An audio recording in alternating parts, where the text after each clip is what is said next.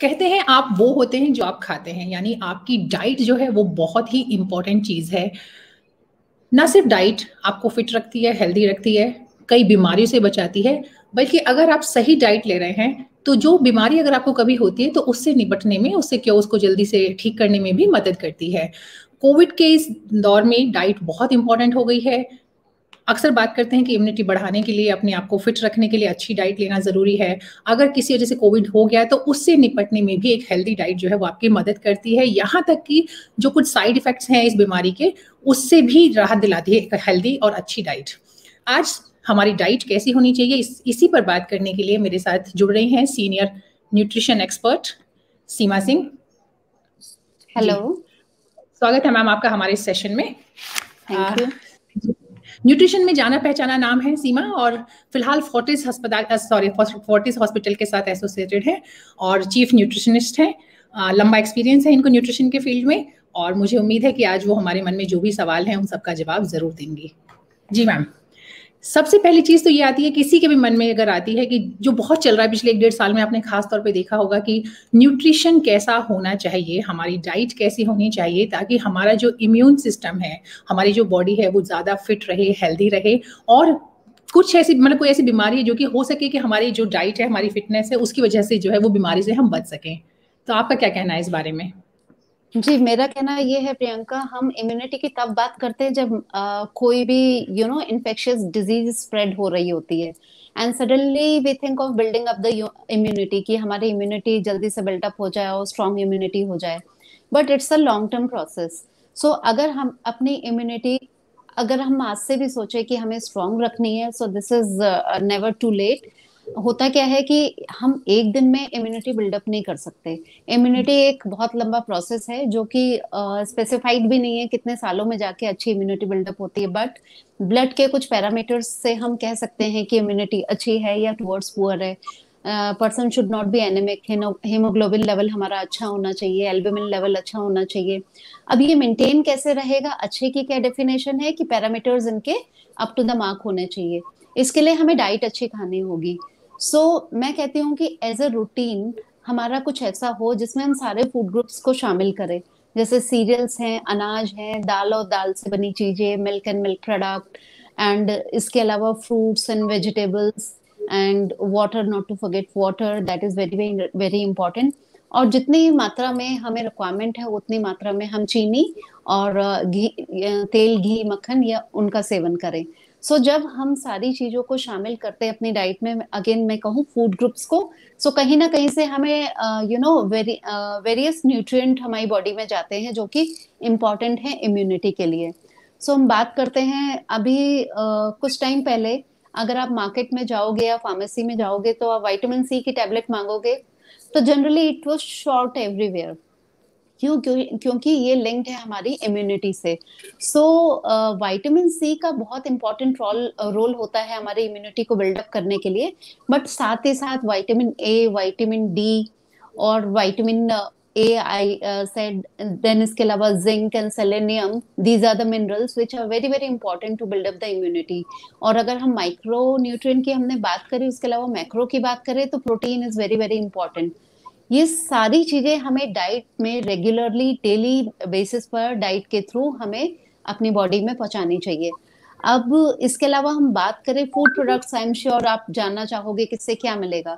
अगर हम प्रोटीन का इंटेक बरकरार रखना चाहेंगे अपनी डाइट में, तो वेजिटेरियन है तो डेफिनेटली दाल और दाल से बनी चीजें, सोयाबीन हमारी डाइट में अच्छी मात्रा में होना चाहिए, और मिल्क से बने प्रोडक्ट्स। एंड अगर नॉन वेजिटेरियन है देन ऑफ कोर्स हम नॉन वेज जैसे कि चिकन और फिश वगैरह का सेवन कर सकते हैं। और अगर हम बात करें जिंक, जिसके बारे में भी आजकल काफी हम बात कर रहे हैं, हम सुन रहे हैं जिंक लेना जरूरी है, तो जितने भी हमारे नट्स हैं या हमारे होल सीरियल्स हैं, उनको हम एज इट इज अपनी डाइट में शामिल करें, बहुत ज्यादा छाने नहीं, बारीक ना करें, तो हमारी डाइट में जिंक और विटामिन बी की मात्रा अच्छे तरह से हमारे को मिलेगी। अगर आप कोविड की बात करें, कोविड एरा की बात करें कि हम अपने म्यूकोजल सेल्स की इम्यूनिटी को कैसे बरकरार रख सकते हैं, उनको हेल्दी कैसे रख सकते हैं, तो उसमें रोल आता है विटामिन ए का। विटामिन ए का रोल आता है। अब विटामिन ए हम कैसे ले, मिल्क एंड मिल्क प्रोडक्ट से हम विटामिन ए ले सकते हैं। अलावा इसके हम जितनी भी येलो कलर वेजिटेबल्स हैं, जैसे पम्पकिन हुआ या फ्रूट्स हैं, सो जैसे हमारा बनाना हुआ या ग्रीन लीफी वेजिटेबल्स हैं, सो इन सबको डाइट में शामिल करके हम अपने विटामिन ए को अपने डाइट में या अपनी बॉडी में अच्छी मात्रा में ले सकते हैं। जी। मैम, चूँकि जैसे आपने भी बीच में बोला कि जो डाइट है या अगर हम लोग इम्यूनिटी की बात करें, तो इम्यूनिटी जो है अक्सर एक्सपर्ट्स कहते हैं कि इम्यूनिटी को ना आप बढ़ा सकते हैं, ना आप घटा सकते हैं। घटा तो सकते हैं आई थिंक, अगर आप डाइट पे अपनी अच्छी हेल्दी डाइट नहीं रखेंगे या एक्सरसाइज नहीं करेंगे या नींद, बाकी चीज़ें जो भी हैं रिक्वायरमेंट वो पूरी नहीं करेंगे। लेकिन शायद जैसा कि आपने भी कहा कि इम्यूनिटी को बहुत जल्दी डेवलप करना या अच्छी इम्यूनिटी पाना आसान नहीं है। तो ऐसा भी कहा जाता है कि आपकी इम्यूनिटी है, आप उसको वैसे ही रख पाएँ, उसी स्टेज पे रख पाएँ, तो वो आपके लिए ज़्यादा बेनिफिशियल है बनिस्बत कि उसको बढ़ाने की कोशिश करना। आप इस बारे में आपका क्या? इस बारे में ये कहना चाहूंगी कि आज तक भी हमारे पास मेरे ख्याल से कोई डेटा नहीं है कि हम कितने सालों में इम्यूनिटी बना सकते हैं या उसको बढ़ा सकते हैं। सो हमेशा ये कहा जाता है कि आप अपने वाइटल फंक्शंस को अपने न्यूट्रिएंट्स को की मात्रा इतनी रिक्वायर्ड क्वांटिटी में कंज्यूम करें कि आपके वाइटल ऑर्गन्स के फंक्शंस मैनेज रहें। सो अगर वाइटल ऑर्गन्स के फंक्शन मैनेज रहेंगे तो definitely it goes towards immunity और it goes towards the protection. So इसमें कुछ फंक्शनल फूड भी हम अपनी डाइट में शामिल कर सकते हैं जिनका काफी रोल होता है इन्फ्लेमेशन को रिड्यूस करने में। सो इन्फ्लेमेशन अगर बॉडी में कम होगी या नहीं होगी तो भी तो डेफिनेटली हम बीमार नहीं पड़ेंगे ना। जी। चूँकि ये मेरा सवाल कहीं मेरे दिमाग में था, जो आपने इन्फ्लेमेशन की बात की है, तो हम लोग आते हैं इस पे भी, लेकिन पहले मैं जानना चाहूँगी, अगर हम लोग ख़ास तौर पे जो कोविड के टाइम पे बात हो रही है कि बॉडी में इन्फ्लेमेशन है, उस पे आपको ध्यान रखना है, वो बढ़ना नहीं चाहिए। तो कौन से ऐसे डाइट या फूड आइटम्स होते हैं जो कि इन्फ्लेमेशन को बढ़ने से रोकते हैं? एंटी इन्फ्लेमेटरी फूड आइटम्स जिनको हम कह सकते हैं। जी, जैसे कि हमारी इंडियन डाइट में हम अदरक खाते हैं, तुलसी का पत्ता किसी फॉर्म में कंज्यूम करते हैं, चाय में पीते हैं, या फिर लहसुन, अपने dry fruits, honey, these are the functional foods. तो इनको अगर हम डेली अपनी डाइट में कंज्यूम करेंगे तो हम इन्फ्लेमेशन को काफी हद तक रोक सकते हैं या रिड्यूस कर सकते हैं। जी। इसके अलावा एंटीऑक्सीडेंट्स हम अपनी डाइट में जितना शामिल करें वो इन्फ्लेमेशन को रोकने के लिए बेटर रहेगा। मैम, मैं यहाँ आपसे मेरी एक रिक्वेस्ट है कि आप जो भी बता रहे हैं, ये अगर आप इनके फूड आइटम के नाम बता पाएँ, जैसे एंटीऑक्सीडेंट बताया, लेकिन बहुत सारे लोग हैं जो कि नहीं जानते हैं कि एंटीऑक्सीडेंट किसमें अच्छे भरपूर मात्रा में होते हैं। तो हम फूड आइटम भी अगर साथ में बताते रहें तो लोगों को इससे मदद मिलेगी। श्योर। एंटीऑक्सीडेंट्स हमारे को जितनी भी डार्क कलर के फ्रूट्स एंड वेजिटेबल्स हैं उनसे हमें एंटीऑक्सीडेंट्स मिलते हैं। इसके अलावा अगर हम लिमिटेड मात्रा में चाय कॉफी पिए तो इससे भी हमारे को एंटीऑक्सीडेंट्स मिलते हैं। और जैसा कि मैंने फंक्शनल फूड की बात करी कि तुलसी का पत्ता या जिंजर गार्लिक और हनी ओट्स, इनको हम अपनी डाइट में शामिल करें, गुड़ को अपनी डाइट में शामिल करें, एंड इसके अलावा हनी को डाइट में शामिल करें, तो इससे हमें एंटीऑक्सीडेंट्स तो मिलेंगे ही मिलेंगे, उसके अलावा हम इन्फ्लेमेशन को भी कंट्रोल कर सकते हैं। जी। जैसे कि हम लोगों ने जब शुरुआत की थी तो हमने इसी बातचीत से शुरुआत की थी कि हमारी जो डाइट है उसमें कौन-सी चीज़ें होनी चाहिए जो कि इम्यूनिटी को बेहतर बना सकती हैं। तो ऑफ कोर्स 2 दिन के या 2 महीने के अंदर इम्यूनिटी को अच्छा करना पॉसिबल नहीं है, लेकिन अगर हम बचपन से ही या कम उम्र से ही बच्चों को जो चीज़ें खिलाएँ, तो वो एक्चुअली क्या चीज़ें हैं जो कि ज़रूर डाइट में होनी चाहिए?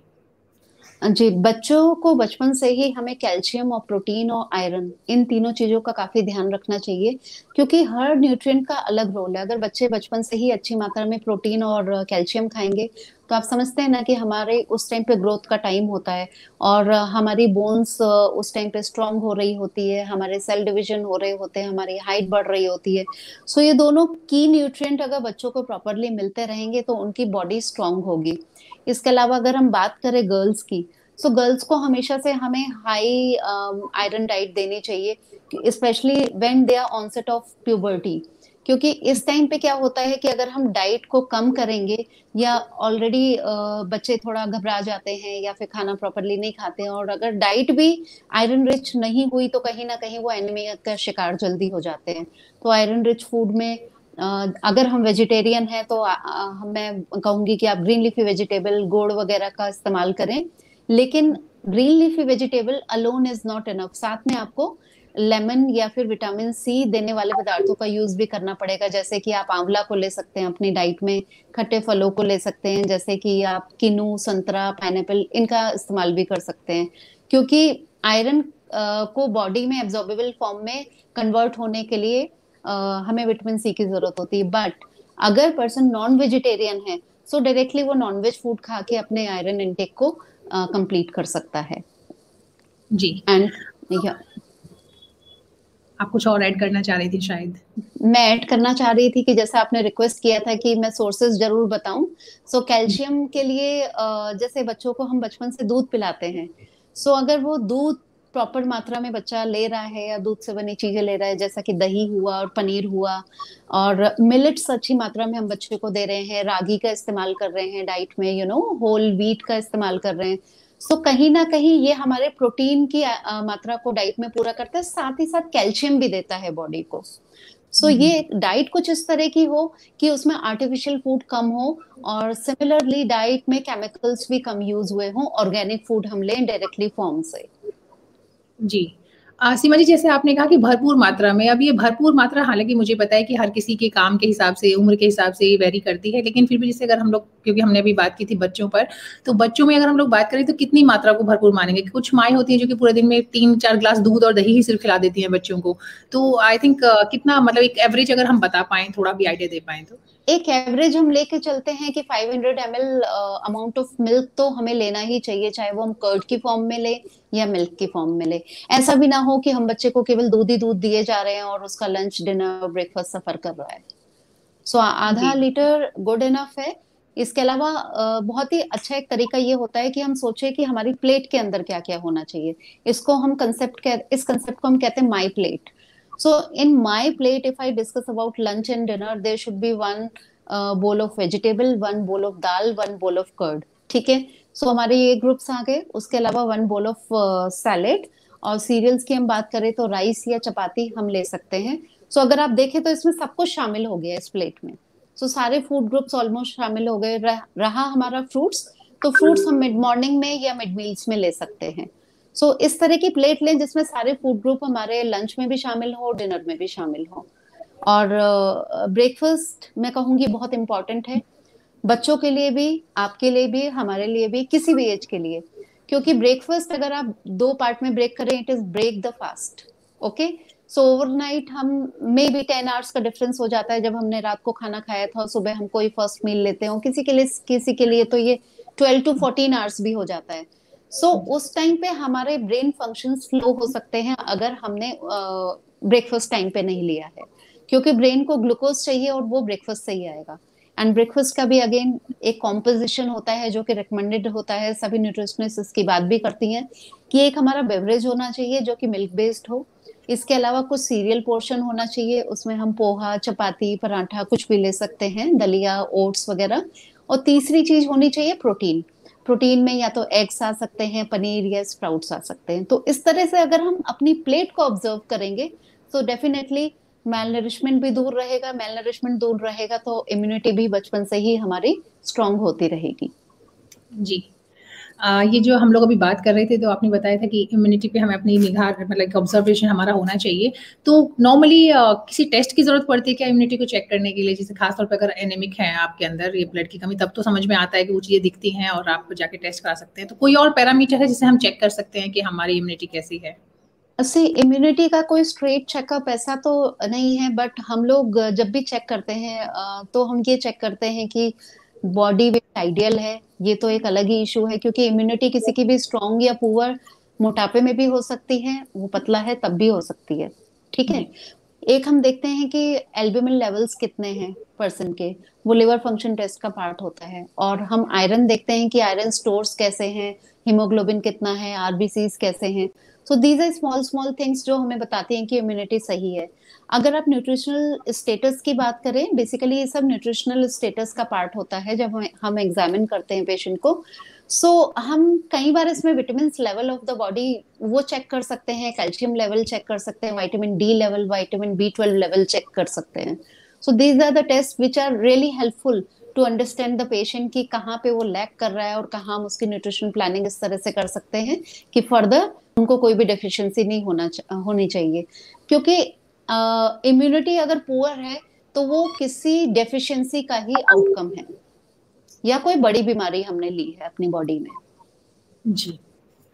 अब चूंकि आजकल बात हो रही है, सबसे ज्यादा कंसर्न है लोगों का कोविड के टाइम पर जो आप डाइट होती है, तो वैसे तो नॉर्मली डॉक्टर्स रिकमेंड करते हैं, लेकिन फिर भी बहुत सारे लोग हैं जो कि घर में रह करके अपनी बीमारी को ठीक कर रहे हैं या घर में रह रहे हैं, तो उनके उनके लिए क्या डाइट आइडियली होनी चाहिए, क्योंकि कोविड के साथ कुछ और साइड इफेक्ट्स भी आते हैं, पर्टिकुलरली जब आप अभी हम लोग बात कर रहे हैं, जब आपको कोविड है, जब आप बीमार हैं उस दौरान कई बार जिस खांसी की प्रॉब्लम होती है, गले में प्रॉब्लम होती है लोगों को, या ब्लोटिंग होती है, कुछ इस तरह की चीजें होती हैं, तो वो उन चीजों के साथ जैसे कई सारी चीजें रिकमेंडेड होती हैं, गर्म चीजें और ये सब, तो उस टाइम पे नहीं, कुछ ये नहीं होती हैं जो कि आप, मतलब सॉरी मैं गलत बोल रही हूँ, नारियल पानी जैसे कई बार कहते हैं कि पीना चाहिए, बट अब जिसका गला खराब है तो वो नारियल पानी नहीं पी पाएगा। तो उस दौरान कौन सी डाइट का हमें खास तौर पे चीजों को मतलब अपनी डाइट में शामिल करना चाहिए? ठीक है, कुछ चीजें बहुत ही कंट्रोवर्शियल हैं अगर हम बात करें कोविड की और कोविड के सिम्टम्स की। So Covid starts with the throat problem, या फिर कफ है, किसी को खांसी है और खराश है गले में, या फिर किसी को साथ में फीवर भी है। सो सिम्टोमेटिक इलाज जैसे हमारे डॉक्टर्स कर रहे हैं पेशेंट का, सो मेडिसिन हमने पहले ट्राई ही करी ना, उसके बाद में हमें पता चला सिम्टोमेटिक ये सिम्टम्स है, हम उसको ट्रीट करते हैं। सिमिलरली डाइट में होता है, अगर हम देख रहे हैं कि मेरे पेशेंट को इनडाइजेशन है, उनको लूज मोशन है, तो मैं उनको रिकमेंड करूंगी कि वो डायरेक्टली मिल्क ना लेके कर्ड या योगर्ट का यूज करें, और बनाना का इस्तेमाल करें, पपाया ना खाएं, क्योंकि फाइबर हमें इस टाइम पे लो करना पड़ेगा डाइट में।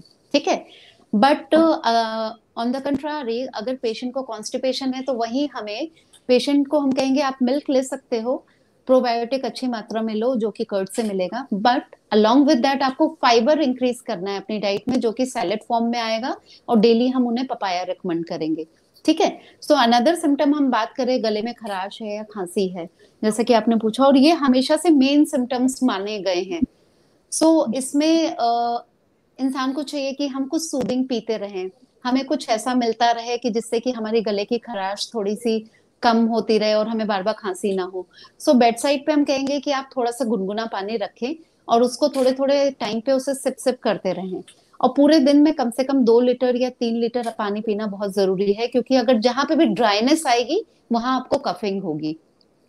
इसके अलावा जैसा कि एक मिथ भी है कि खट्टी हमने कोई चीज खाई या फिर हमने दही खाया तो हमारा गला और खराब हो जाएगा। तो मैं थोड़ा सा क्लैरिफाई करना चाहती हूँ कि अगर होममेड कर्ड है, ओके, और वो खट्टी नहीं है और रूम टेम्परेचर पे है, तो उससे कोई गला नहीं पकड़ता है या खराश नहीं होती है। सिमिलरली अगर आपके फ्रूट्स हैं, सो वो भी आप खा सकते हैं, केला भी खा सकते हैं, क्योंकि विटामिन सी हमारा डाइट में जितना जाएगा उतना ही ज्यादा हमारा कोल्ड क्योर होगा। जैसा कि आपने कोकोनट वाटर की बात करी, सो ये हर बीमारी में कहीं ना कहीं इसका रोल आ जाता है, हॉस्पिटल्स में भी, घर में भी। और कोकोनट वाटर से लोग इस टाइम पे डर गए कि हम नहीं पियेंगे कि हमारे को ठंडा है या हमारे गले में लगेगा। कोकोनट वाटर बहुत ही सूदिंग प्रोडक्ट है, अगर आप इसको ठंडा पियेंगे तो ये आपको नुकसान करेगा खांसी में, लेकिन अगर आप रूम टेम्परेचर पे पियेंगे तो कोई नुकसान नहीं है। तो कोकोनट वाटर भी हम पी सकते हैं।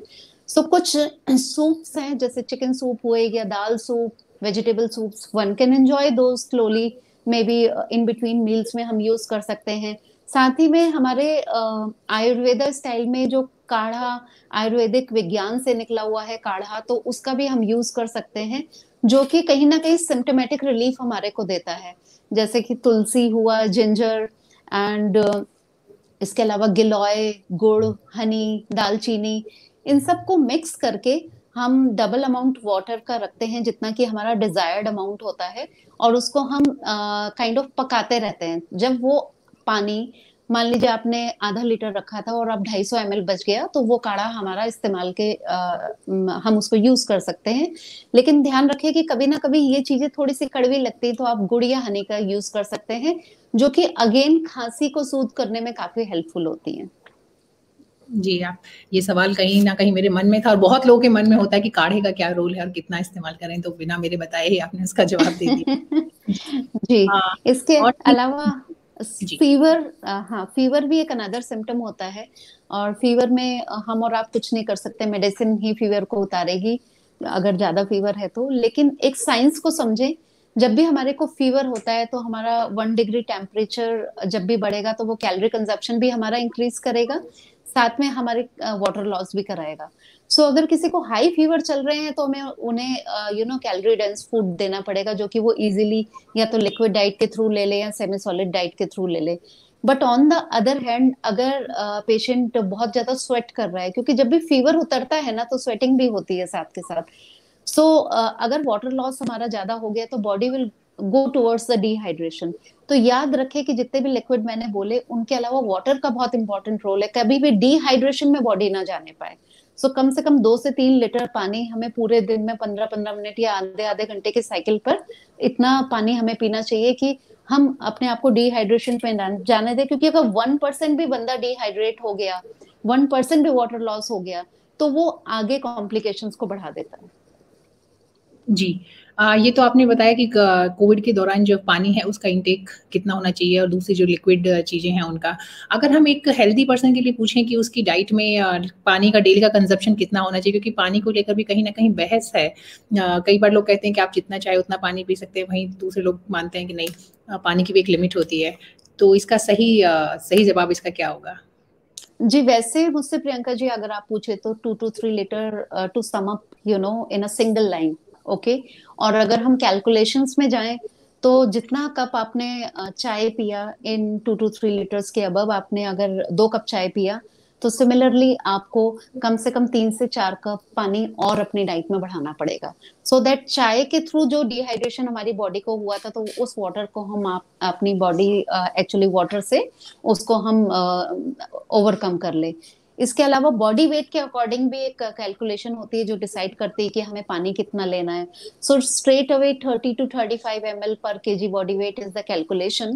एंड इसके अलावा ये जाने की ये जो मैं कैलकुलेशन कह रही हूँ और जो रिकमेंडेशन दे रही हूँ, not only about the water, जो भी नॉर्मल हम बात कर रहे हैं वो एक नॉर्मल बंदे की बॉडी से रिलेटेड है। सो ये वाटर कैलकुलेशंस भी एक नॉर्मल पर्सन के लिए हैं। अगर किसी को कोई भी किडनी रिलेटेड प्रॉब्लम है या किडनी फेलियर है किसी भी स्टेज पे, सो उनकी कैलकुलेशन अलग हो जाती है, उनकी वाटर रिकमेंडेशन अलग हो जाती है। लेकिन वो 5 लीटर पानी पी रहे हैं, 6 लीटर पानी पी रहे हैं, वो एक्चुअली ठीक नहीं है। जी। नहीं, ये बहुत इंपॉर्टेंट बात आपने कही कि खासतौर पर अगर आप चाय कॉफी जैसी कोई चीज लेते हैं तो उसके बाद नॉर्मली लोग उसको भी काउंट कर लेते हैं कि ये तो कहीं ना कहीं लिक्विड के अंदर काउंट होगा कि मैंने 2 ग्लास या 2 कप लिक्विड जो है इंटेक नहीं किया नहीं है। नहीं, ये बहुत बड़ी गलतफहमी होती है। जब भी डेंगू आता है तब भी ये गलतफहमी आती है, अभी कोविड में भी है। सो हम हमेशा पेशेंट्स को स्पेसिफाई करते हैं कि हम जो लिक्विड की बात कर रहे हैं वो वाटर की बात कर रहे हैं।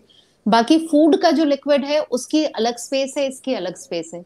सो अगर मैंने किसी को बोला कि आपको 2 लीटर लिक्विड लेना है, सो उसमें वाटर का डिवीजन अलग है और ये जूसेस का अलग है। अगर कोई मानेगा कि मैं केवल juice, coconut water, lemon water, यही सब पी पी के या सूप्स को पी पी के मैं अपना लिक्विड फुलफिल कर रही हूँ, मुझे पानी की जरूरत नहीं है, सो वो बहुत ही गलत गलत माइंडसेट है।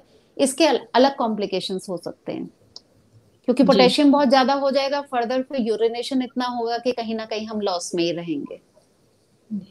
अगर हम लोग बात करें कोविड पेशेंट की, तो उस दौरान जो जैसे कि आपने पानी की बात कही कि पानी का इंटेक तो करना ही है, लेकिन पानी जो है यहाँ भी थोड़ा सा कंफ्यूजन है लोगों में कि वो जो पानी है वो गुनगुना होना चाहिए या फिर नॉर्मल रूम टेम्परेचर वाला पानी जो है वो लेना बेहतर होगा। कभी आप नॉर्मल ले सकते हैं, कभी आप गुनगुना ले सकते हैं। ऑफ कोर्स हम ठंडा नहीं लेंगे कि अगर गले में खराश है। सो जब भी आपको लग रहा है कि सूदिंग पर्पज से आपको चाहिए, आप उसे गुनगुना कर लें, बट नॉर्मल पानी भी पी सकते हैं। ऐसा नहीं है कि हम गर्म पानी पी के कोविड को मतलब स्पेशली किल कर सकते हैं। कुछ लोग सोचते हैं गर्म पानी पियेंगे तो वो अगर वायरस गले में है या फिर इन्फेक्ट हो गए हैं तो वो उसके साथ किल हो जाएगा। ऐसा कुछ नहीं है। हाँ, ये बहुत सारे कोविड मिथ हैं कोविड के साथ में। बिल्कुल बिल्कुल, खास तौर पे हम मुझे लगता है कि हम लोग यहाँ पे इंडियंस में मतलब जितना व्हाट्सएप के थ्रू जो मैसेज कन्वे होता है वो इतने सारे गलत फहमियां क्रिएट कर देता है, तो उसमें बिल्कुल, सही व्हाट्सएप जानकारी। एक अलग जी। यूनिवर्सिटी है और पीएचडी करनी है तो फिर गूगल इज अवेलेबल। जी। जी एक्चुअली हाँ, तो हम लोग जो बात कर रहे थे कि अगर कोविड का, तो जैसे आपने बताया कि फीवर है या अगर स्टमक में कुछ प्रॉब्लम है तो हमारी डाइट कैसी होनी चाहिए। कई बार जो कोविड के पेशेंट हैं उनको कुछ सिवियर प्रॉब्लम भी होती है साथ में, जैसे कि अभी आपने भी बोला कि किडनी की प्रॉब्लम अगर है तो हमें एक्स्ट्रा ध्यान रखना है। अगर लीवर है तो अगर कोई मेजर इश्यूज हैं, मान लीजिए डायबिटीज एक प्रॉब्लम है जो बहुत लोगों को कोविड के पेशेंट्स में होती। है, या जी जी, हम्म तो उन हम्म। लोगों को अपनी डाइट में खासतौर पर जो 2-3 मेजर प्रॉब्लम्स है अगर उनके पेशेंट्स हैं तो उनको अपनी डाइट में क्या चीजों का ध्यान रखना चाहिए? जी, स्पेशली जैसे कि आपने बड़ा राइटली मेंशन किया डायबिटीज। सो इस दौरान स्टेरॉइड्स भी देने पड़ रहे हैं पेशेंट को, यू नो। सो इस तरह की मेडिकेशंस कभी कभी हमारे शुगर लेवल्स को बढ़ा देती हैं। तो जो नॉर्मल पेशेंट है वो भी हाई शुगर लेवल्स कई बार रिफ्लेक्ट कर सकते हैं, और जो ऑलरेडी डायबिटिक हैं तो उनकी शुगर तो हेवाई जा ही सकती है। सो इसमें हमारी स्ट्रेटेजी हमेशा ये रहनी चाहिए कि हमें स्ट्रिक्ट डायबिटिक डाइट फॉलो करनी चाहिए। हम शुगर का परहेज कंप्लीटली करें। अगर हम कभी पहले टेस्ट कर लेते थे शुगर, तो एटलीस्ट जब तक आप कोविड से रिकवर नहीं कर जाते, आप अपनी डायबिटीज का फुल्ली ध्यान रखेंगे कि कोई शुगर रिलेटेड आप बेवरेज नहीं ले रहे हो, या फिर कोई भी शुगर रिलेटेड आप कोई स्वीट्स नहीं ले रहे हो। अगर आपको स्वीट्स लेना है तो आप शुगर फ्री या स्टीविया के साथ में ले सकते हैं, लेकिन ध्यान रखिए कि सुक्रालोज बेस्ड हो, जिससे कि हमारे को नेचुरल शुगर ही मिले। और आलू सी diabetic is a very vast topic. मैं नटशेल में ये कहना चाहूंगी कि sugar control is very very much important. So जैसा आपकी डाइटिशियन या डॉक्टर ने गाइड किया है कि इतनी इंसुलिन आपको लेनी है, या इतना ओरल इंसुलिन का डोज आपका है, और आपकी डाइट कंट्रोल्ड है वो आपको लेनी है। सो पहले आप थोड़ा सा चीटिंग कर सकते थे डाइट में, वो एक्सेप्टेबल था। बट अभी डाइट को कंट्रोल करना, डायबिटीज को कंट्रोल करना, ये टुवर्ड्स गेटिंग द लाइफ और गेनिंग द लाइफ है। हम इससे अब बिल्कुल भी थोड़ा भी डगमगा नहीं सकते हैं। जी जी। मैदा का इस्तेमाल कम करें। जूसेस तो फिर आपके लिए रिकमेंडेड होते ही नहीं है, वो पहले भी नहीं होते हैं और अभी भी नहीं होते हैं। सो इनका जब हम लिक्विड का बात करते हैं तो कई बार पेशेंट कंफ्यूज हो जाते हैं, मैं क्लैरिफाई करना चाहूंगी। सो एक डायबिटिक पर्सन के लिक्विड्स में फिर सूप्स ज्यादा वो पिएंगे। अगर गले में हिट नहीं कर रहा है तो आप लेमन वाटर पी सकते हैं रूम टेम्परेचर पर। एंड इसके अलावा दिन में 1 गिलास आप कोकोनट वाटर पी सकते हैं, स्मूदी बना सकते हैं, नमकीन लस्सी बना सकते हैं। तो बहुत वेराइटी है जूसेस के अलावा, जो कि आपको डायबिटीज को कंट्रोल करने में हेल्प करेगी। जी। डायबिटीज तो मैम एक मेजर प्रॉब्लम है ही, लेकिन और भी कोई ऐसी प्रॉब्लम अगर साथ में जो मतलब हमें लगता है कि कोमॉर्बिडिटीज हैं ही, तो किसी और पर अगर हम बता पाएं। जी। Hypertension is also the biggest problem. So अगर हाइपरटेंशन है तो उसको भी हमें बीपी को कंट्रोल में रखना पड़ेगा, क्योंकि ये मेजर प्रॉब्लम्स है। से अब होने को तो किसी को भी हो सकता है, किसी को लिवर डिजीज हो सकती है, किसी को क्रॉनिक किडनी फेलियर हो सकता है, कैंसर भी हो सकता है। बट वो ऐसी चीजें हैं कि वहां पे हमारा कंट्रोल चलेगा पर उतना नहीं चलेगा। बट यहाँ चीजें ये हैं कि हम जो खाएंगे वो रिफ्लेक्ट करेंगे। जैसा कि डायबिटीज और हाइपरटेंशन की बात हमने की, दवाइयां हमें थोड़ा सा असर डाल रही है हमारे पैरामीटर्स पर। और बीपी भी हो सकता है स्ट्रेस की वजह से थोड़ा अप डाउन हो, वो फिजिकल स्ट्रेस भी हो सकती है, मेंटल स्ट्रेस भी। तो उस टाइम पे हमें ध्यान रखना चाहिए कि हम कोई भी डाइट ऐसी नहीं लेंगे जो कार्बोनेटेड हो। कार्बोनेटेड ड्रिंक हम नहीं लेंगे, क्योंकि सोडियम उससे हमारी बॉडी में जाएगा। और सॉल्ट हमें बहुत ही कंट्रोल्ड मात्रा में लेना है। चाट मसाला और टेबल सॉल्ट वगैरह का इस्तेमाल नहीं करना है। सो पैरामीटर्स जितने हम सेल्फ कंट्रोल से कंट्रोल कर सकते हैं, उतना ही मेडिकेशन की कम जरूरत पड़ेगी। जी। सीमा जी, हम लोगों ने बात की कि अगर कोविड नहीं है तो अब आप उस टाइम पे हमारी डाइट कैसी होनी चाहिए ताकि कोविड से बचने की एक पॉसिबिलिटी रहे। फिर हम लोगों ने बात की कि अगर आपको एक बार बीमारी हो गई है तो उस दौरान हमारी डाइट कैसी होनी चाहिए। अब मैं जानना चाहूंगी कि जब एक बार पेशेंट रिकवरी मतलब ठीक हो गया है बीमारी से, रिकवरी वाले फेज में से निकल गया है, उसके बाद क्योंकि कुछ साइड इफेक्ट्स हैं और ये लंबे टाइम तक चलते हैं जो कोविड पेशेंट्स में देखने को मिल रहा है, तो उसके बाद उसे अपनी डाइट में किन चीजों को जरूर शामिल करना चाहिए ताकि उसकी जो नॉर्मल लाइफ है वापस जल्दी लौट पाए। जी। सो प्रियंका, इसमें जनरल ऑब्जर्वेशन लास्ट टाइम के कोविड से और अब के कोविड से थोड़ी सी डिफरेंट भी है, बट मोर लेस सेम है। समटाइम्स पीपल फील कि बहुत ज्यादा वीकनेस है बॉडी में। They are not able to climb the stairs. सीढ़ियां चढ़ने में प्रॉब्लम हो रही है, थोड़ा सा वॉक करते ही वो थक जाते हैं, या फिर उनको गले में खराश थोड़ी सी रह गई है, या स्टमक अपसेट है। सो ये जाते जाते टाइम के इफेक्ट हैं, जो कि जाते जाते ही जाएंगे, क्योंकि इतना बॉडी ने स्ट्रेस लिया है, फीवर आया है। और कोविड अपने आप में एक महामारी है, जो कि मतलब आप और हम समझते हैं कि ये किस बुरी तरह से फैलती है, और उसको कंट्रोल करना भी बहुत डिफिकल्ट है। बट ठीक है, उस पे हमने विजय पा ली। बट अभी एक तीसरी लड़ाई बाकी है, रिकवरी की। सो इसमें मैं हमेशा यही कहूंगी कि अगर हमने ड्यूरिंग कोविड अपनी डाइट का अच्छा खासा ध्यान रखा है, तो वीकनेस हो सकता है कि हम पोस्ट कोविड जिसे कि हम रिकवरी फेज कहते हैं, तो शायद वीकनेस बहुत कम हमको फील हो। ये सब हमारे खान पान पे डिपेंड करता है। सो अब एनर्जी लेवल्स अगर बहुत कम है तो अगेन मैं कहूंगी कि प्रोटीन और कैलोरीज का अच्छे से बाइफिकेशन होना चाहिए, हमारी डाइट में डिवीजन होना चाहिए, और एक्यूरेट मात्रा में भी हमने कैलोरीज और प्रोटीन खाई होनी चाहिए।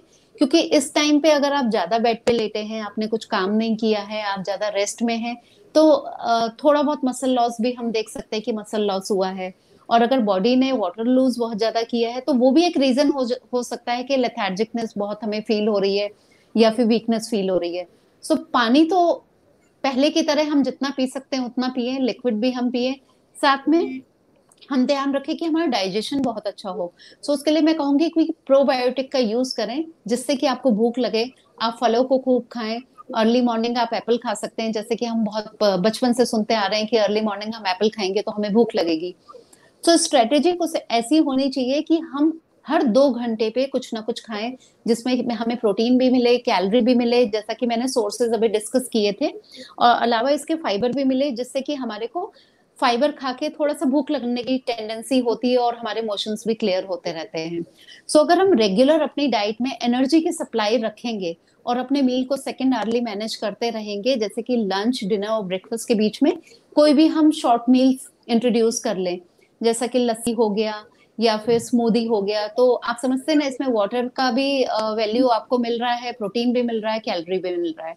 So regular supply of nutrients रहेगी तो हम कभी भी बहुत ज्यादा कमजोरी की तरफ नहीं जाएंगे। अलावा इसके अगर खराश बची है गले में तो हम गरारे करें, अपना काढ़े का इस्तेमाल करता रहें और गर्म पानी पिए। फ्रूट्स को बहुत इंपॉर्टेंस दे तो अच्छा रहेगा, क्योंकि विटामिन सी का रोल बाद में भी आपको प्रोटेक्ट करने में रहेगा, केवल इसी दौरान नहीं कि हमें कोविड से बचना था या हमें कोविड का इलाज कराना है तभी तक। कम से कम 1 महीने तक आपको विटामिन पे बहुत ज्यादा ध्यान रखना चाहिए। जी, आपने चूंकि गार्गल करने की बात की, तो गार्गल को लेकर भी ये कई बार होता है, कुछ लोग कहते हैं कि इसके अंदर कुछ डाल के करना चाहिए, वहीं कुछ कुछ लोग कहते हैं कि नहीं, आप सिंपल गर्म पानी से, गुनगुने पानी से कर सकते हैं। कई बार डॉक्टर्स भी बीटाडीन या कुछ ऐसी चीजें रिकमेंड करते हैं, तो आपके हिसाब से गार्गल करने का सही तरीका क्या है? गार्गल करने का सही तरीका, अब कई बार बीटाडीन इसलिए करने को बोलते हैं कि हो सकता है जख्म हो या फिर छाले हो, उसको ट्रीट करने के लिए।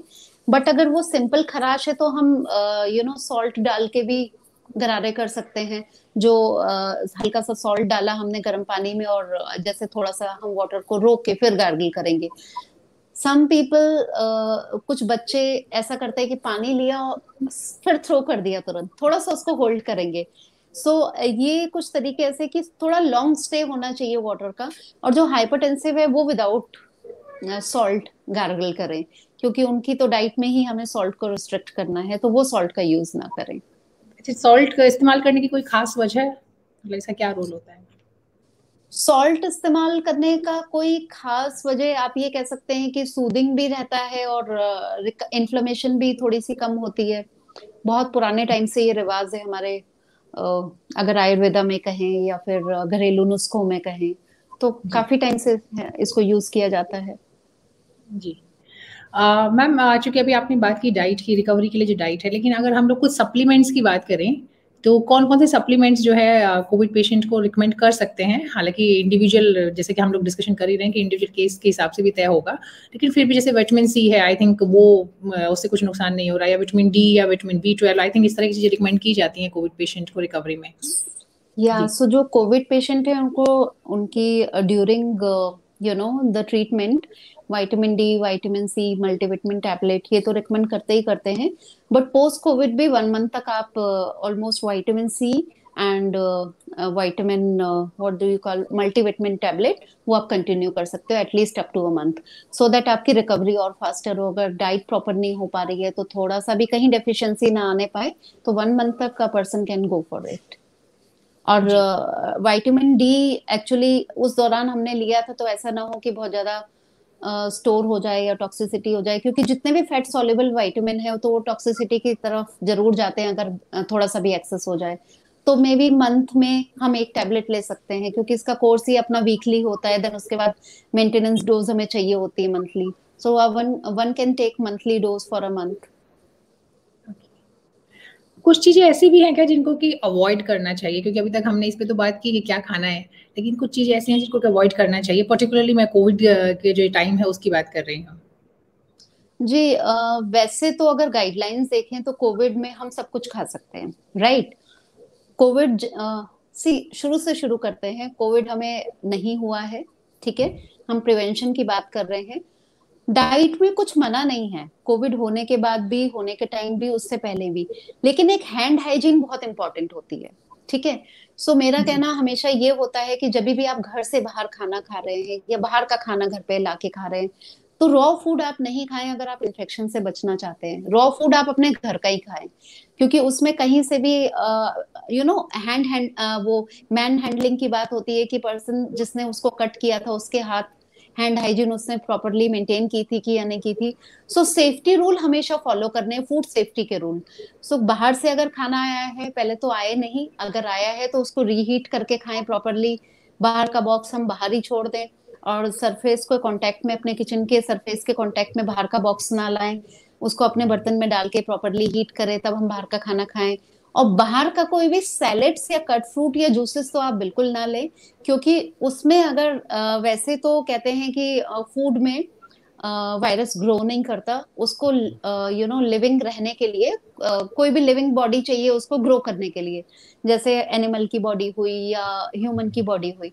बट अभी तक ये नहीं पता ना कि अगर फूड पे किसी कोविड पॉजिटिव पर्सन ने खांसा या छींका तो उसकी लाइफ कितनी है फूड के ऊपर, इसके पीछे हमारे पास कोई भी एक्सपेरिमेंट नहीं है। तो इसलिए कहते हैं आप हमेशा गर्म करो और रॉ बाहर का नहीं खाएंगे। And during the Covid again same food safety हम फॉलो करते हैं, क्योंकि अगर इन्फेक्शन आता ही रहा किसी और के पास से तो वो भी एक मतलब प्रॉब्लम है। या जो वहाँ पे ट्रीट कर रहे हैं पेशेंट्स को, डॉक्टर या नर्सेस, तो उनको भी हमें सेफ रखना है।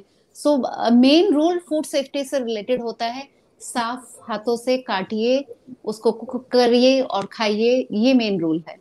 अगर बट हाँ, अगर खांसी जुकाम की बात करें, सिम्टोमेटिक बात करें, तो अगर खांसी जुकाम है तो डेफिनेटली हम फ्रिज का ठंडा चिल्ड वो सब अवॉइड करेंगे। जी हाँ मैम, बहुत ही बढ़िया जानकारी जो है वो आप दे रही हैं, लेकिन मैं फिर भी एक बार लास्ट में चाहूंगी कि आप जो भी हमें कोविड के पेशेंट हैं या कोविड के दौरान जो जो लोग बीमार हुए हैं उनके लिए अगर मैं टॉप 5 डूज एंड 5 डोंट्स की बात करूं, तो आप एक बार बताइए कि वो आइडियली क्या होना चाहिए। जी, मैं इसको प्रियंका, इसको इस तरह से समराइज करूंगी कि prevention is better than cure. Of course हम में से कोई भी नहीं चाहेगा कि हम किसी भी सिचुएशन में इन्फेक्शन को घर पे लेकर आए या फिर कहीं से भी कैच करें। सो आपको सभी फूड ग्रुप्स अपनी डाइट में शामिल करने हैं, जिससे कि आपकी बॉडी में किसी भी की न्यूट्रिएंट की डेफिशिएंसी ना हो। कि फूड ग्रुप्स क्या होते हैं? Fruits and vegetable, protein food item, milk and milk product या फिर नॉन वेज और एग्स, एंड अनाज, dal and dal products, milk and milk products, और शुगर की जगह या शुगर के साथ में हम जैगरी और हनी ले सकते हैं। देन अलावा इसके कंट्रोल्ड अमाउंट में हम फैट लें, जैसे कि जीरो फैट डाइट भी हमें जरूरी नहीं है, हम कोई भी अच्छा ऑयल हम ले सकते हैं या हल्का सा घी भी यूज कर सकते हैं। तो जब सारे फूड ग्रुप्स आपकी डेली डाइट में होंगे और हर 3 घंटे पे आप खाएंगे तो बॉडी आपकी एनर्जाइज्ड रहेगी और टुवर्ड्स डिफिशियंसी नहीं जाएगी। सो इस तरह से हम प्रिवेंट भी कर सकते हैं डिजीज को और क्योर भी कर सकते हैं एंड फर्दर रिकवर भी कर सकते हैं, क्योंकि एनर्जी और nutrients regular supply is very very important rather than feeding at the 11th hour. और last but not the least, food safety के लिए बहुत ही ज्यादा सजग रहें। ऐसा ना हो कि कोविड चला जाए और अभी आज हम इसे इंपॉर्टेंस दे रहे हैं और कल को हम इसे भूल जाएं। तो food safety is very very important. अपने हाथों को खाने से पहले और फूड हैंडलिंग से पहले अच्छी तरह से साबुन से धोएं और उसके बाद ही हम खाने को हैंडल करें, चाहे वो सर्विस के लिए हो, किसी को सर्व कर रहे हैं या हम फूड कुक कर रहे हैं। और बाहर से जो भी हम फूड लाएं तो उसको गर्म करके ही खाएं, बाहर का रॉ खाना नहीं खाएं। So these are the key things. और मास्क लगाना कभी ना छोड़ें। मास्क आप लंबे टाइम तक लगाएं, जैसे ही 1 से 2 व्यक्ति साथ में हो रहे हो या आप किसी भी नई जगह पे एंटर कर रहे हो, भले ही रूम खाली हो, लेकिन आप अपना मास्क लगा के रखें। जी, बहुत बहुत ही इम्पोर्टेंट बात आपने कही। मैम, एक सवाल है जो हमारे पास कुछ लोगों ने शेयर किया है कि इनका मानना है कि क्या मोटापे से भी कोरोना का खतरा बढ़ जाता है? रोजमर्रा के जिंदगी में ऐसा क्या करें कि जो है स्वाद के साथ साथ सेहत भी बनी रहे? तो ये 2 अलग अलग सवाल हैं। तो मैं दो चाहूंगी अलग कि आप। सवाल है जी। मैंने अगर ध्यान दिया हो तो मैंने बीच में कहा था कि मोटे हैं तो जरूरी नहीं है कि वो बहुत हेल्दी हैं। ओवर न्यूट्रिशन और अंडर न्यूट्रिशन दोनों ही चीजें हमारी बॉडी को वीक करती हैं। सो अगर इनकी इम्यूनिटी पुअर है, body stores nutrient stores body के बहुत ही ज्यादा पुअर है, so definitely they are susceptible to get any kind of infection. तो कोविड भी उनको होने का खतरा रहता है। सो ऐसे में कोशिश करें। और आपने नोटिस किया होगा, स्टडीज भी आ रही हैं और हम एक दूसरे पे भी नोटिस कर सकते हैं कि जब हम घर में हैं, वर्क फ्रॉम होम कर रहे हैं या फिर बिल्कुल ही रिस्ट्रिक्टेड हैं घर में रहने के लिए, तो हमारी फिजिकल एक्टिविटी एक तरह से जीरो हो गई है, क्योंकि बाहर जाने में हमको डर लगता है। और ऑफ कोर्स बिना बात के हम बाहर जाएं भी क्यों, इन्फेक्शन घर पे आ रहा है हमारे साथ में अगर हम बाहर जा रहे हैं, लेकिन अब अगर हम घर पे हैं तो उसके चांसेस बहुत ही मिनिमल हो जाते हैं। सो इसमें हमें चाहिए कि कोई भी हम इंडोर एक्सरसाइज करें जिससे कि हमारा वेट ना बढ़े या कि वो टुवर्ड्स वेट रिडक्शन की तरफ जाए। तो आप होम योगा कर सकते हैं, इंडोर योगा कर सकते हैं, इंडोर गेम्स खेल सकते हैं, आप डांस कर सकते हैं, जो भी आपको अच्छा लगे। आप स्पॉट रनिंग, जॉगिंग, कोई भी एक्टिविटी अपना सकते हैं। हम रस्सी कूदते थे बचपन में, वो रस्सी हम आज भी कूद सकते हैं। सो कुछ भी चीजें बहुत ज्यादा एडवांस हो गई लेकिन बदला कुछ भी नहीं है। Principal root cause remain same कि हम कैलोरी बर्न नहीं कर रहे हैं तो हम मोटे हो रहे हैं। सो ना तो अब जो अभी तक मोटे हो गए, अब ठीक है हो गए, लेकिन अब हम कोशिश करें कि अब हम घर पे रह के और मोटे ना हो। और जो मोटे नहीं हैं तो वो भी कोशिश करें कि मोटापे की तरफ इनएक्टिविटी की वजह से ना जाए, क्योंकि बहुत सारी इंडोर एक्टिविटीज हैं जो कि हम कर सकते हैं। दूसरा सवाल ये था प्रियंका कि हम अपने खाने को, कैन यू रिपीट प्लीज? हाँ, ये था कि खाने में ऐसा क्या करें या क्या चीज शामिल करें कि उसका जो है स्वाद भी बना रहे और सेहत भी बरकरार रहे। ओके। सो खाने में स्वाद और सेहत का थोड़ा सा उल्टा कॉम्बिनेशन होता है। लेकिन हम इसको बहुत ही इनोवेटिवली कंबाइन कर सकते हैं अपनी डाइट में। जैसा कि अगर मैं किसी बच्चे से बात करती हूँ, सो अगर मैं एक एग्जांपल दूं तो बच्चे ने कहा कि मुझे डाइट खानी, ठीक है मैं आपकी डाइट कर लूंगा, लेकिन मुझे पिज्जा चाहिए वीकली। ठीक है, तो यहीं से स्वाद जुड़ जाता है। अगर हम हेल्दी डाइट में स्वाद को जोड़ दें और अपनी डाइट को इस तरह से मॉडिफाई करें कि घर पे ही हम सारी चीजों को बना लें, तो मोटापा भी दूर हो जाएगा, स्वाद भी आ जाएगा और हमारे को लाइफ का एंजॉयमेंट भी बढ़ जाएगा। तो आप सोचे कि आपको क्या पसंद है। ये चीज ना रिकवरी में भी हेल्प करती है प्रियंका, क्योंकि रिकवरी में कई बार भूख मर जाती है। हम ठीक है कोविड से तो निकल आए, लेकिन हमारा एक तरह से थोड़ा सा साइकोसिस भी कई बार पेशेंट सफर करते हैं, क्योंकि वो इतने लंबे टाइम तक अकेले आइसोलेशन में बिता के आए हैं बिना पे अपने लव वंस के। तो हो सकता है थोड़ा सैडनेस या थोड़ा सा डिप्रेशन घर कर जाए। सो ऐसे में आसपास वालों को थोड़ा सपोर्टिव होना चाहिए, उनसे पूछे कि उनको क्या खाने का मन है।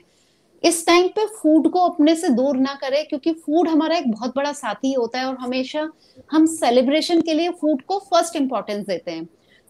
मैं ये कहना चाहूंगी जो फूड आपको पसंद है आप उसको घर पे ही इनोवेटिवली बनाएं। मैं एग्जांपल पिज्जा का ही लूंगी, क्योंकि जितने फास्ट फूड है अगर वो हम घर पे बना लें और वंस इन अ वीक भी बच्चे खा लेते हैं, तो उनको लगता है, या बड़ों को भी फॉर दैट मैटर, तो उनको लगता है कि हाँ हमने जिंदगी जी ली।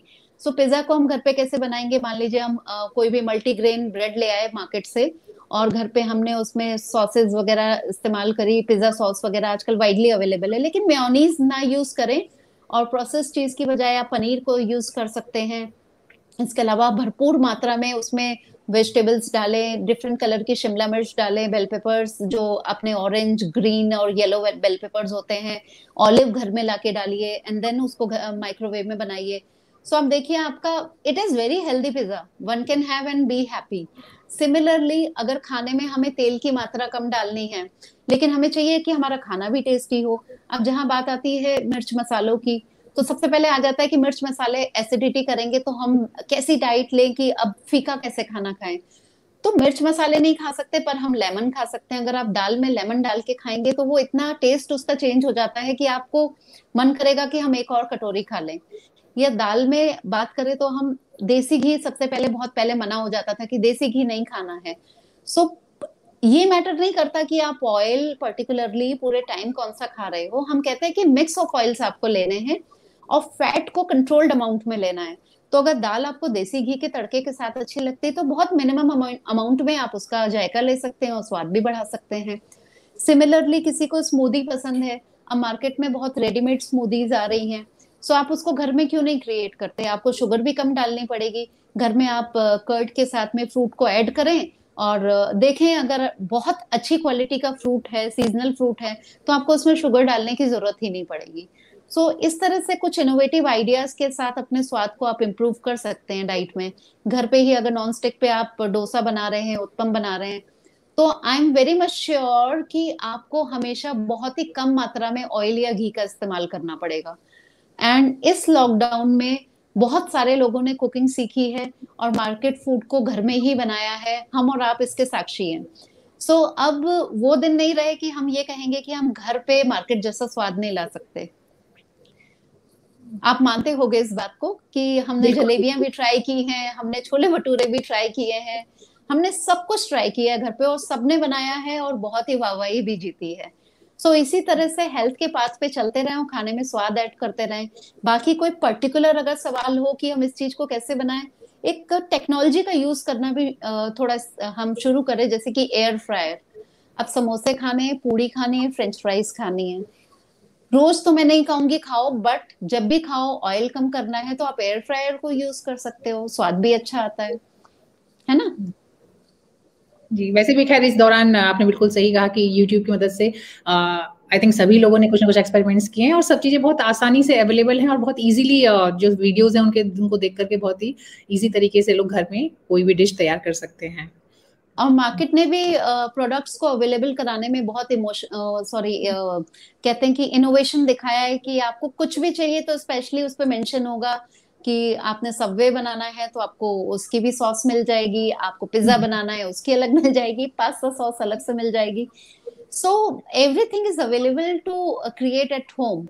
So it will be fun also once a week। आप लोग पूरी फैमिली इसमें शामिल होकर, सी हेल्थ तब तक हम अटेन नहीं कर सकते या गोल को हम अचीव नहीं कर सकते जब तक कि ये टीम वर्क में ना अपनाई जाए। हेल्थ की स्ट्रेटेजी को एज अ फैमिली हमें पूरा उसको एक्सेप्ट करना पड़ेगा कि हाँ ये सब चीजें करके हम हेल्थ को अपना सकते हैं। और कोविड के दौरान ये बहुत अच्छा एक मेजर शिफ्ट हमने हेल्दी डाइट की तरफ देखा है। बिल्कुल, मैं एग्री करती हूँ आपसे। मुझे ये भी लगता है कि इनफैक्ट जैसे कि आपने कहा कि फन के साथ-साथ ये स्ट्रेस रिलीविंग भी होता है। अगर आप एन्जॉय करके खाना बनाते हैं, कुछ अच्छी सी टेस्टी चीज़ बनाते हैं, तो कहीं न कहीं ये आपका स्ट्रेस बस्टर का काम भी करता है, अगर आप एन्जॉय करते हैं तो। स्ट्रेस जी। बस्टर का काम करता है, यस बिल्कुल करता है। और अगर उसमें सारी फैमिली शामिल हो जाए तो आप सोचो कितना मजा आएगा। बिल्कुल।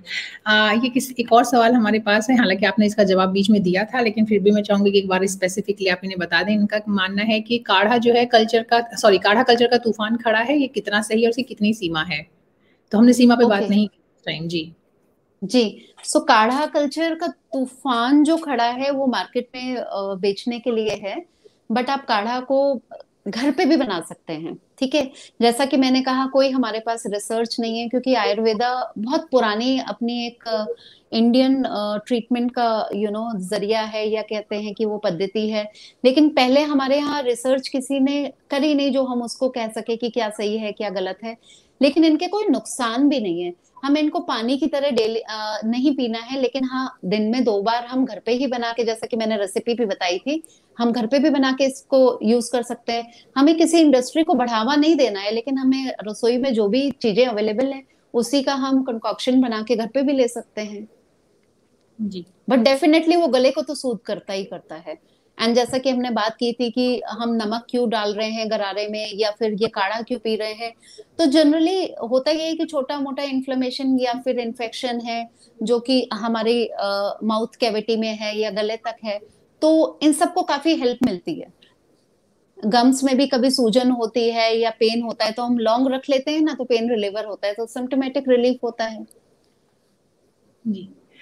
जी सीमा जी, यहाँ पर हम वैसे तो खैर कोविड पे हम लोगों ने बहुत बात की, बहुत सारे सवाल हैं, लेकिन कोविड से थोड़ा अलग है। हम लोग बात भी कर रहे थे बीच में, तो मुझे लगा कि मैं वो भी जवाब आपसे ज़रूर जान लूँ। जैसे हमने जी बच्चों के बारे में बात करी कि दूध जो है वो बहुत इम्पोर्टेंट है, लेकिन इधर कुछ स्टडीज़ ऐसा कहती हैं कि शायद 12 साल के बाद हमारी बॉडी को दूध की रिक्वायरमेंट नहीं होती है एज़ सच, या फिर जो दूध आजकल अवेलेबल है वो शायद उस क्वालिटी का नहीं है, इसलिए कहा जा रहा था। ये थोड़ा-सा कन्फ्यूज़न है कि एक्चुअल में दूध का रोल जो है वो क्या है और कब तक वाक़ई ऐसा कुछ है कि मतलब एक पर्टिकुलर टाइम के बाद दूध की ज़रूरत नहीं होती है शरीर को? अगर प्रियंका हम बहुत टाइम से अपनी पीढ़ियों को देखें, ठीक है, हम अपने पूर्वजों को देखें, सो मिल्क का इस्तेमाल हमेशा से बहुत ज्यादा होता रहा है विलेजेस में, और आज भी होता है।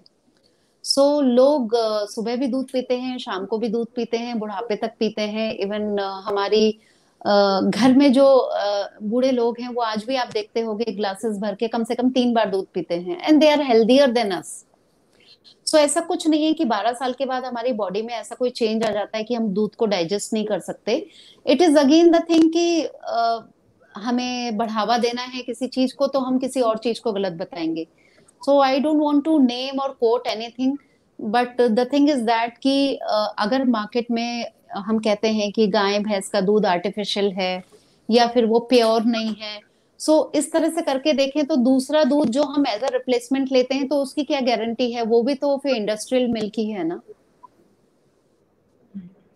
अगर किसी को एलर्जी जी। है, अगर हाँ। किसी को फूड से एलर्जी है, ठीक है, और वो आपकी रिपोर्ट्स में आ गई है, you know, lactose hmm. Intolerant है या लैक्टोज एलर्जी है किसी को, then definitely you should replace your milk with the soy milk और समथिंग लाइक दैट।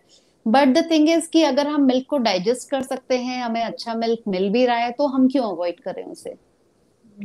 नहीं, इसे लेके एक्चुअली जो आपने कहा कि हम लोग अपने घरों में देखते हैं, अपने बुजुर्गों को देखते हैं, उसमें कई लोगों का ये मानना है कि जो पहले का लाइफस्टाइल था और जो अब की लाइफस्टाइल है, दोनों में बहुत अंतर है। पहले का जो प्रोडक्ट्स है अवेलेबल उनमें और अब जो प्रोडक्ट्स हैं अवेलेबल उनमें बहुत अंतर है। तो शायद इसलिए कुछ चीजें हैं जो कि पहले के हिसाब से अब पैरामीटर्स चेंज हो रहे हैं डाइट के। तो जी। उसमें अगर हमें लाइफस्टाइल का, ये लाइफस्टाइल शिफ्ट है। सो अगर हम लाइफस्टाइल के अकॉर्डिंग खाना पीना चाहते हैं, तो फिर मैं तो कहूंगी सबसे पहले ऑयल को छोड़िए, ऑयल को कम कीजिए, क्योंकि सबसे ज्यादा कैलोरीज हमारी अगर हम एक्टिव होंगे तो हमारी कैलोरीज बर्न होंगी, अगर हम इनएक्टिव होंगे तो हमारी कैलोरीज बर्न होना कम हो जाएंगी। सो मेजर शिफ्ट तो वहां है ना, हमने एक्टिविटी कम कर दी है, और हमें सबसे ज्यादा शुगर और fried item active sorry calories देते हैं। तो बजाय कि मिल्क को कट डाउन करने के या जीरो करने के, मैं कहूंगी आप फैट को अपनी डाइट में कम करें, मीठे को अपनी डाइट में कम करें, जी। तो ये मैम। जस्टिफाइड होगा किसी तरह से कहना। जी।